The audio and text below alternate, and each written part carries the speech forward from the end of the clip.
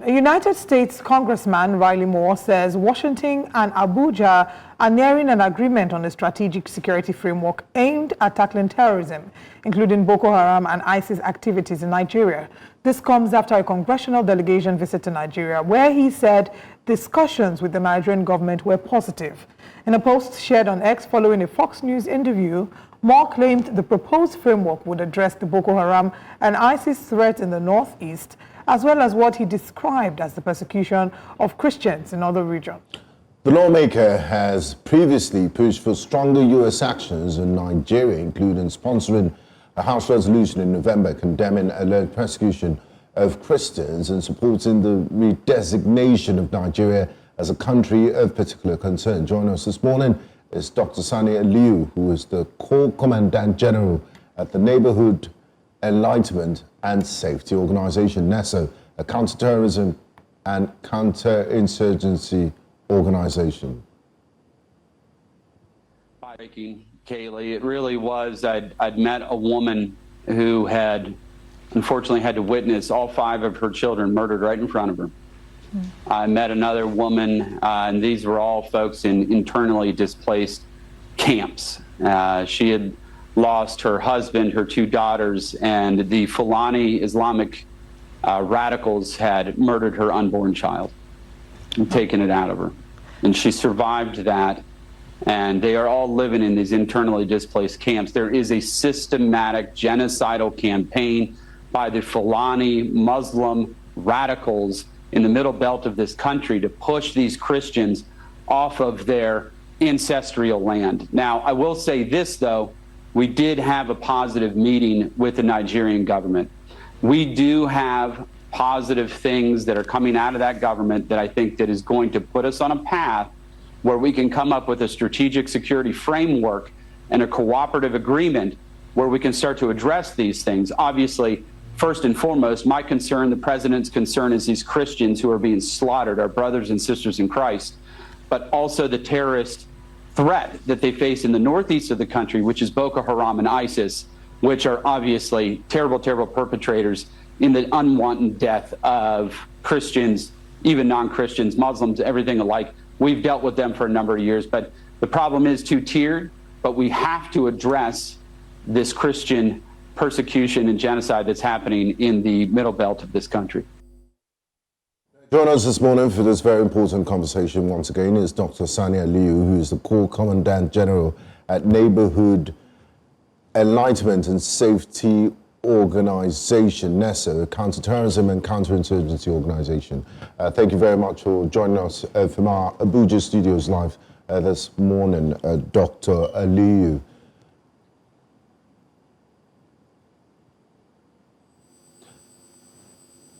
Lagos.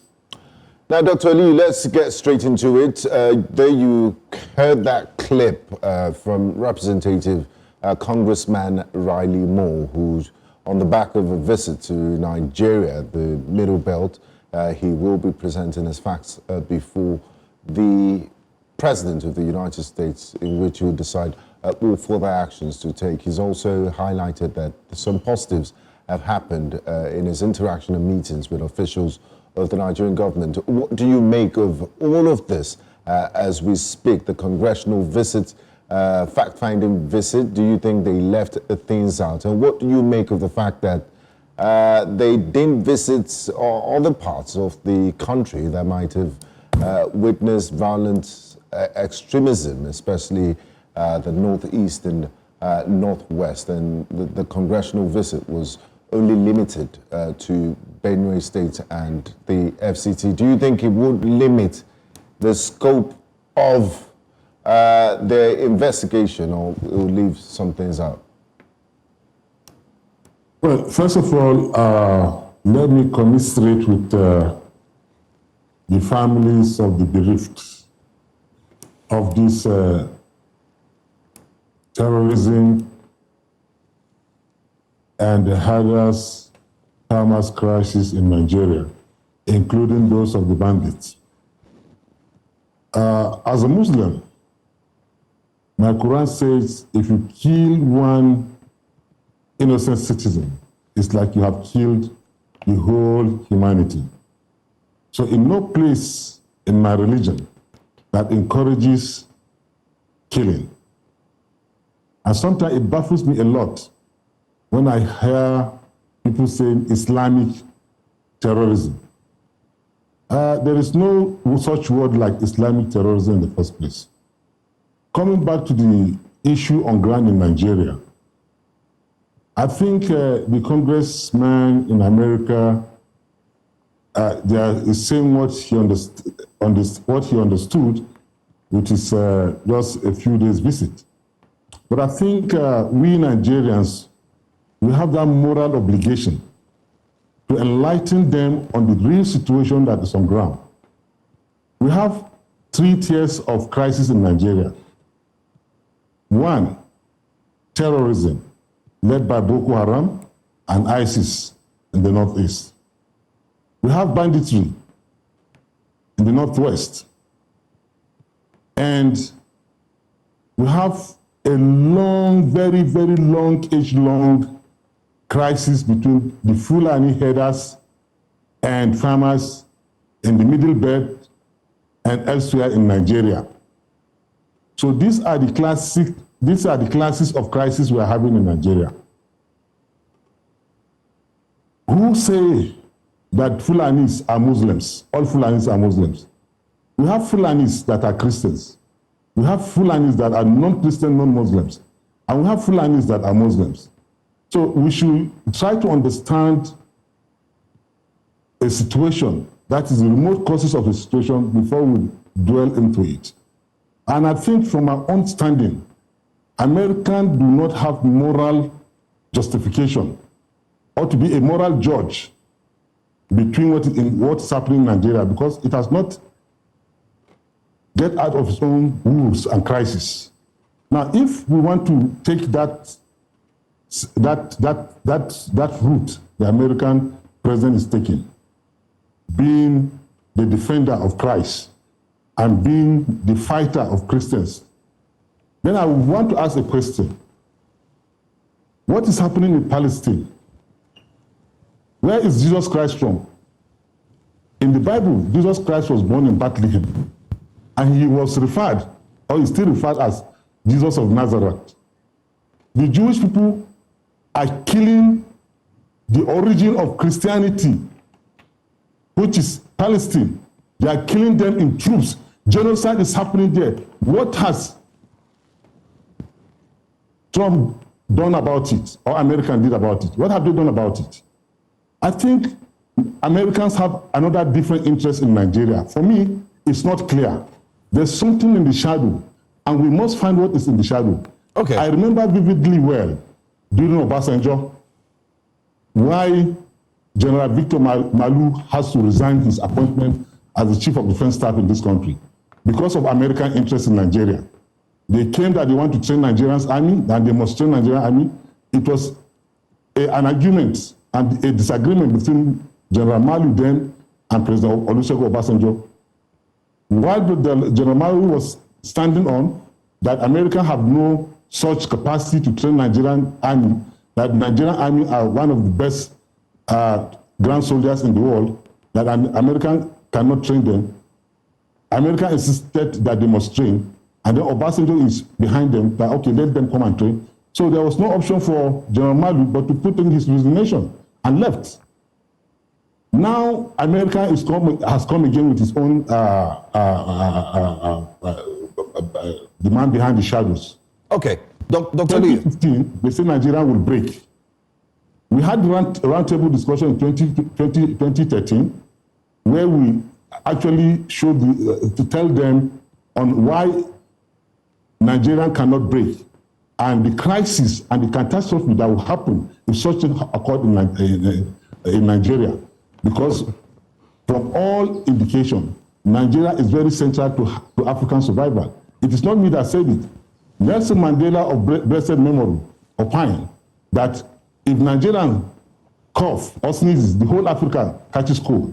Nigeria is very strategic. We are 200 and something million people. I think threatening to come and fight, to come and to say you are coming to defend Christians in Nigeria, it's not what is on the ground. Because as far as I'm concerned, the Fulani and header crisis, and the farmers has long been in Nigeria. And so there is no any soul lost. It's not worth of losing it if it's not through the judicial process. So I'm not in support of any killing in Nigeria. But then, I think Americans must tell us the truth, what they want with Nigeria. Okay, Dr. Aliyu, I mean, we get your point, we get your explanation. So in clearer terms, you are dissatisfied with the fact that the U.S. is coming to assist Nigeria. You believe that there is more to it. It's not just going to be a friendly handshake. Of course, they're going to get something out of it. But does it in any way bother you that Nigeria, as it is, a country, we've been silent in attacking this situation up until it took the President of the United States to speak up, and now we're starting to see a lot of frameworks. People are moving. It's much like a game of chess. Everybody is moving from one place to the other to ensure that they quell the situation. That's one. Are you in any way bothered? And are you also in another way worried that if the United States is not agreeing to join forces with Nigeria to make this happen, it would still remain in the same state? Does it bother you? I do not agree with that. Remember, I think we should be reminding ourselves of our past. Nigeria is among the fewest countries in the world that went into what is called civil war. I came out of it without any foreign intervention.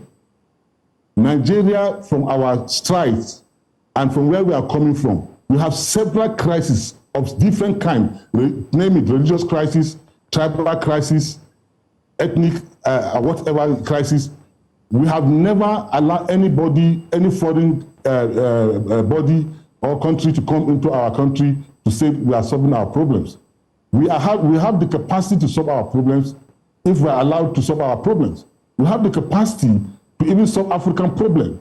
We led ECOWAS in this region, and ECOWAS have gone to Sierra Leone, Liberia, elsewhere in Africa to settle wars and political upheavals and restore democracy and peace and continued economic development and growth in such countries. So we have the capacity. And I remember there was one video that went viral the other time where it was... Dr. Aliyu, sorry to butt in. Yes. I agree with you, we have the capacity. But isn't it something of concern that you've highlighted the capacity that we have, yet that capacity has not been used to favor the Nigerian citizens who are crying right now in IDP camps, who have lost their loved ones, who are mourning non-stop? So what's the essence of the capacity when it is not used? Have you seen the video that went viral where the NSA was begging some white men that they should please remove their hands in insecurity in Nigeria? It is a suspicion. Even there was a video that went viral the other time in the American Congress people where they were talking about spending American citizens, taxpayers' money as budgetary to sponsor Boko Haram and ISIS in Nigeria and elsewhere in Africa, in the globe. So what are we not saying? This crisis, how did they come into Nigeria? Why did they come into Nigeria? Because Nigeria has shown the capacity that it can maintain its peace and can maintain African peace. That is why Boko Haram was created in the first place, to destabilize the peace in Nigeria so that a troubled country cannot give peace in other countries. We should come to understand this thing. We must love our country. Unfortunately, I am a very patriotic Nigerian. I do not see any incapacitation in Nigeria. There is no crisis in Nigeria that we cannot handle. If the government of the day is ready to handle this crisis, we will handle it. What is Boko Haram? What is bandit? Dr. Aliyu, the keyword what is bandit? We can handle all these crises. So the government is serious and government deploy the right people to come and involve in this, to solve this problem. We'll be able to solve it. All right, so Dr. Aliyu, if I get you correctly, from what you're saying that the government obviously has not been serious about dealing with insecurity. Yes, they are not serious. Okay, so what would the government need to do wake up to show that political will and that seriousness to combat insecurity in our country? Let me tell you something.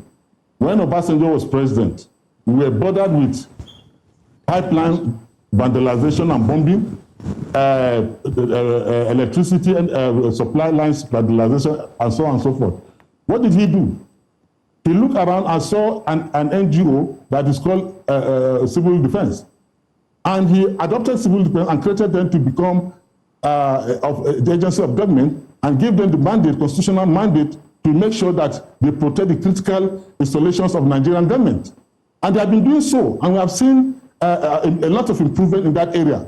Now, for almost 2 decades now, over 2 decades, that we're having this crisis of terrorism. Nigeria at one time was rated the third most terrorized country in the world. What did the government do? Have we ever gone back to our drawing board to say, okay, we need to create a special counter-terrorism agency that have men on ground and have all the constitutional backing to go into and start hunting down these terrorists that have caused a lot of havoc, a lot of death in this country? Is there any agency that is called counter-terrorism agency in Nigeria? The military is just helping us. It's not their purview to counter terrorism anywhere in the world. The police is not their purview. When this 9/11 happened in America, what did America do? They went back to their drawing board and came up with what is called Homeland Security. What has Nigeria done? Have we created any such agency? That's why I say the government is not ready. Okay. Because if the government is ready, you should be able to say, okay, look around, see organizations that have been lending their hands and supporting the fight in this act of terrorism, and then bring them on board. NESO have been doing so.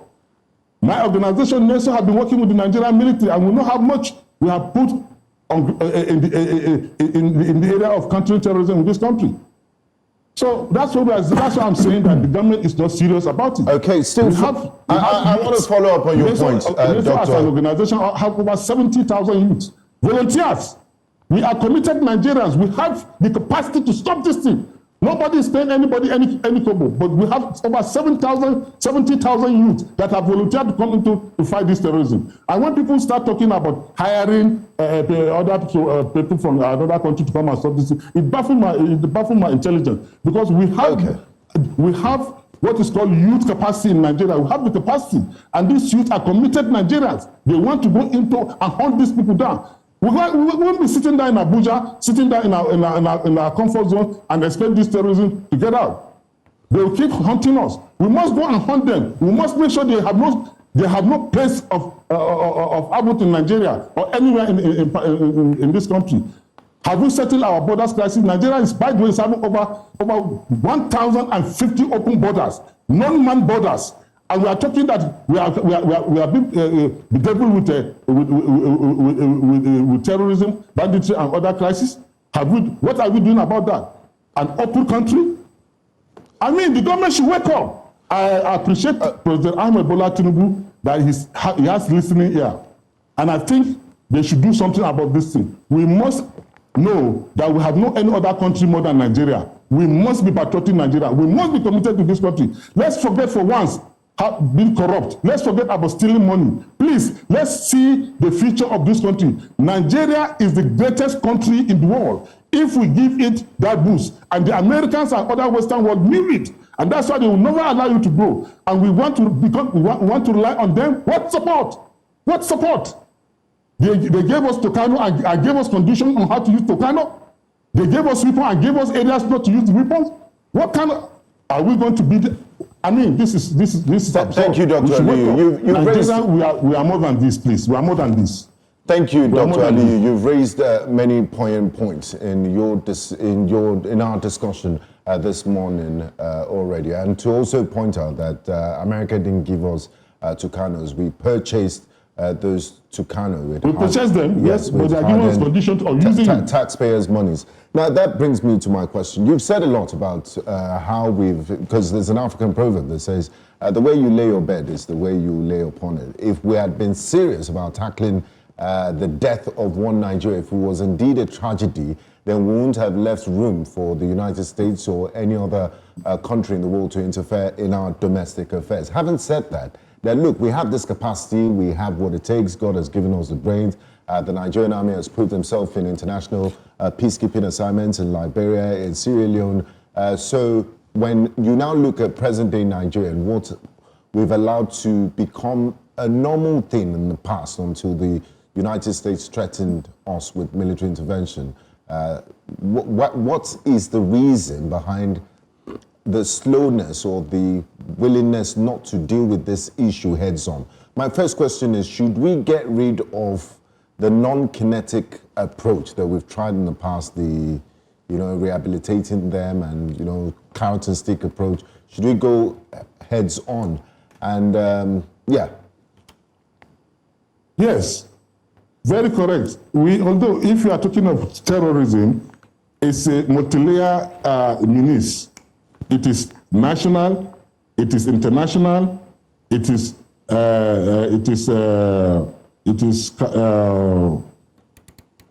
multinational. I mean, it is international, multinational, and it is local. Now, how do we go about this thing? Having been a multifaceted menace, then we have to devise layers, of course, on how to deal with it.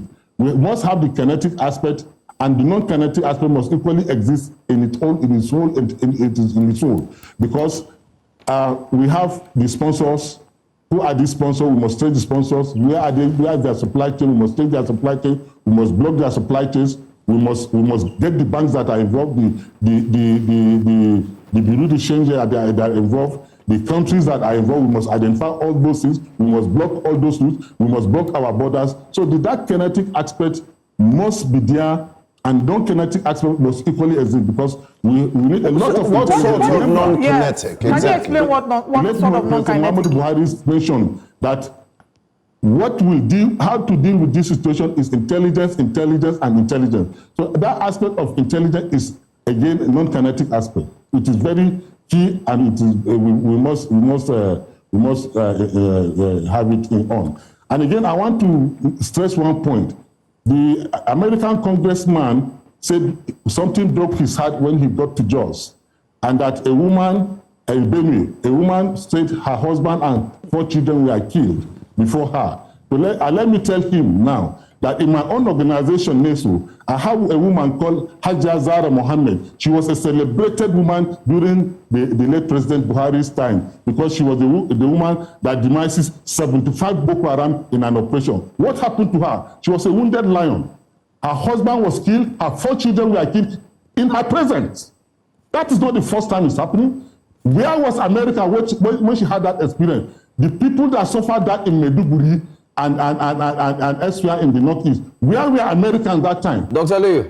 Are they not human beings? If America is really fighting for humanity, or he has any moral, he want to be moral job. Dr. Aliyu, please. Dr. Aliyu, I know you asked a question now. Where was America in that crisis? Please permit me to put it back to you. Where was Nigeria during that crisis? Nigeria was fighting it. But let me give you another breaking news. Boko Haram we caught, we found dollars on them. The former chief of defense staff mentioned it. We found dollars on them. Where will Boko Haram get dollars inside the forest? Who is sponsoring them? Who is giving them that dollars? What country is having dollar? Okay, Dr. Aliyu, let's get.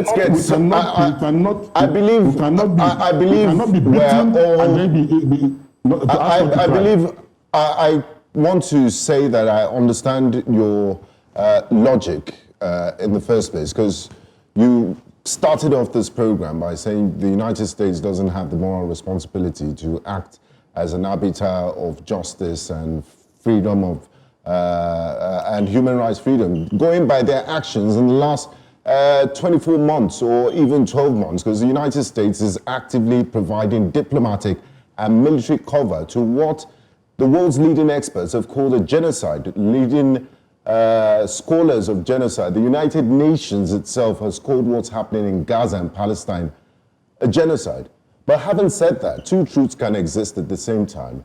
The Nigerian government has also failed in protecting lives of Nigerians, both Christians and Muslims, in different parts of the country, and that has led to this lacuna. We cannot excuse the failure of the Nigerian government on US imperialist interest or whatever the United States is doing. Don't you agree? Can we face these issues as Nigerians, since we claim we're very patriotic?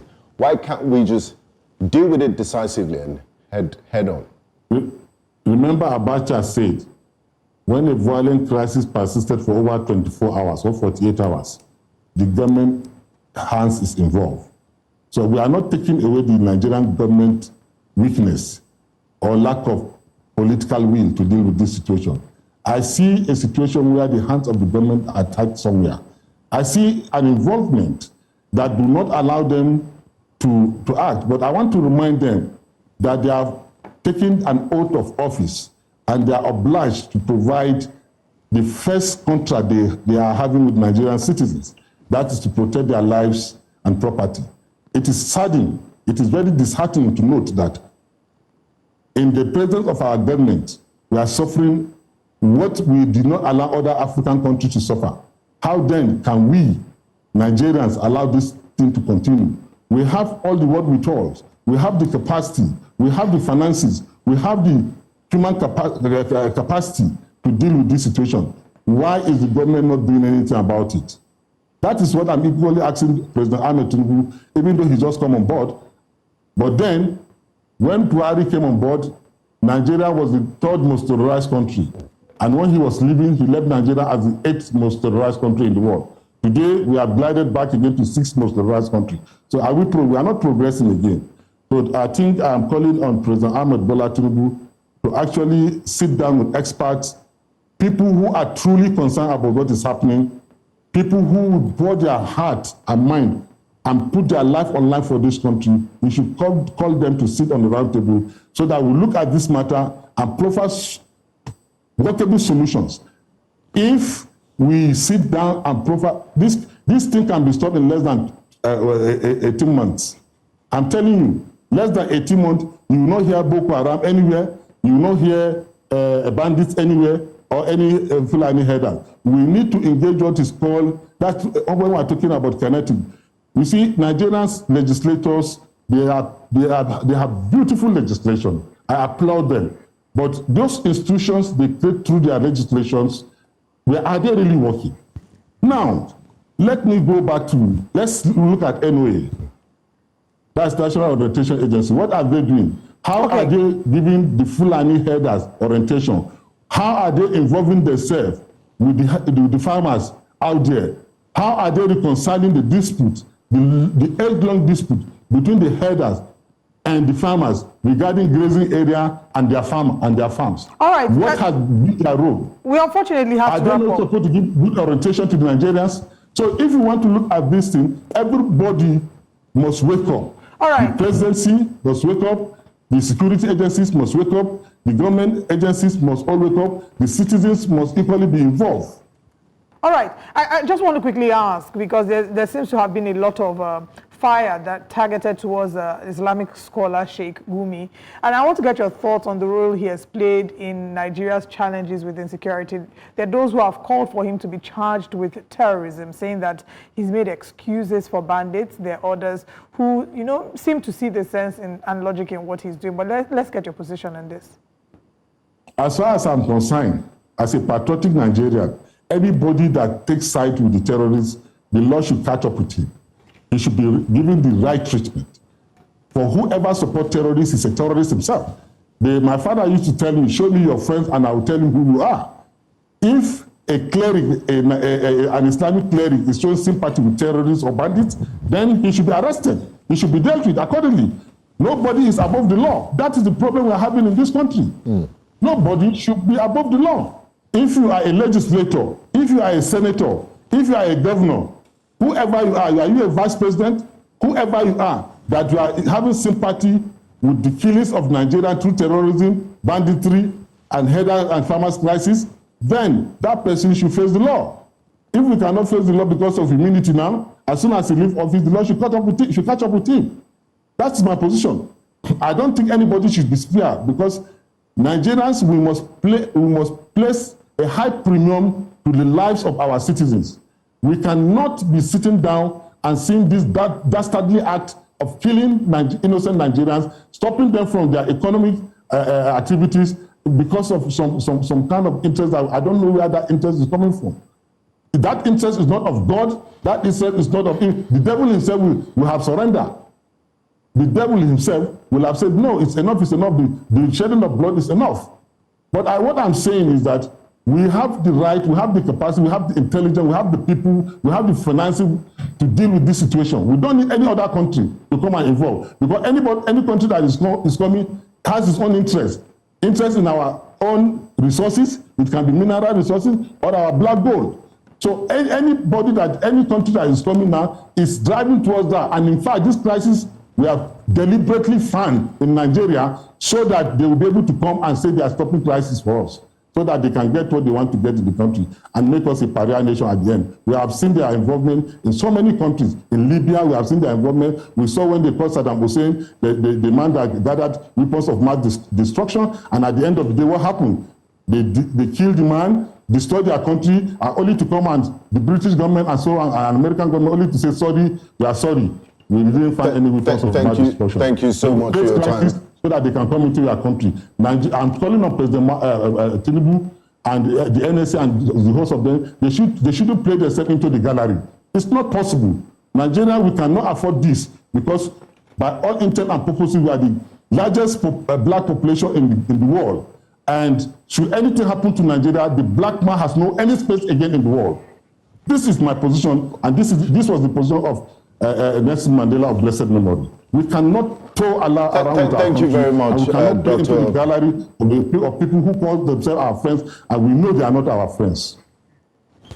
Very interesting conversation. Thank you so much, Dr. Sani Aliyu, Co-Commandant General at Neighbourhood, Enlightenment and Safety Organization, NESO, which is a counter-terrorism and counter-insurgency organization. Thanks for your time, and we look forward to speaking with you again. Have a great day, sir. Thank you. Thank you for having me on the program. Thank you. All right.